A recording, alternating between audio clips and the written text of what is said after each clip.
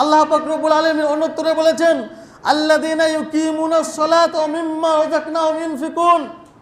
আল্লাহ রাব্বুল আলামিন বলছেন যে আমি যে তোমাদেরকে দিয়েছি, আমি যে তোমাদেরকে টাকা পয়সা দিয়েছি, রুজি রোজগার করতে দিয়েছি, তোমাদেরকে খাবার দিয়েছি, শুধু তোমাদের জন্যই নয়। কার জন্য? তোমাদের পাড়া প্রতিবেশীতে দেখো কে খেতে পায় না, তোমাদের দরজার কাছে এসে দেখো কে খেতে চাইছে। একটা মানুষ খাওয়ার অভাবে দরজায় দরজায় বেরিয়ে বেড়াচ্ছে, তাকে তুমি খেতে দাও। শুধু তোমাকেই খেতে দেনি, তুমি ইনকাম করেছো বলে, তুমি আয় করেছো বলে যে তুমি একলাই তোমার বিবি বাচ্চা সন্তানদেরকে নিয়ে খুশি করে খাবে, আর তোমার পাশের বাড়ির লোকটা না খেয়ে দিনের পর দিন কাটিয়ে দিবে।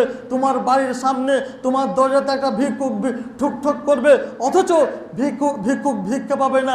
এটার জন্য তোমাকে আমি খাবার দিইনি। আল্লাযীনা ইউকিমুনাস সালাতা ওয়া মিম্মা রাযাকনাহুম ইউনফিকুন। আমি যে তোমাকে খাবারগুলো দিয়েছি, আমি যে তোমাকে টাকা পয়সাগুলো দিয়েছি, ওই টাকা পয়সা ওই খাবার থেকে তুমি কি করো? দান করো, মানুষকে দাও। শুধু আমি ইনকাম করে এলাম আমার বিবি বাচ্চা নিয়ে, আমার মা বাপকে নিয়ে, আমার ছেলে মেয়েকে নিয়ে আমি আনন্দ ফুর্তিতে খেলাম, আর দেখবেন বাড়ির পাশের মহিলাটা, বাড়ির পাশের পুরুষটা না খেয়ে 2 দিন 3 দিন কাটিয়ে দিল, আমি খোঁজে নিলাম না। এরকম হয় না আমাদের সমাজে?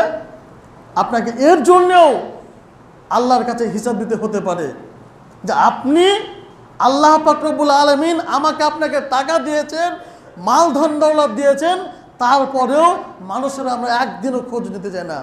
বলুন তো বুকে হাত দিয়ে, আমরা সরকারি চাকরি করি, আর যারা চাকরি করি না, আল্লাহর রহমতে আমরা অনেক মানুষ রয়েছি, আল্লাহ আমাকে মাল দিয়েছে, জমি জায়গা দিয়েছে, তারপরেও অনেক মানুষ বাড়ির পাশে বাড়িতে খেতে পায় না, এরকম মানুষ অনেক রয়েছে।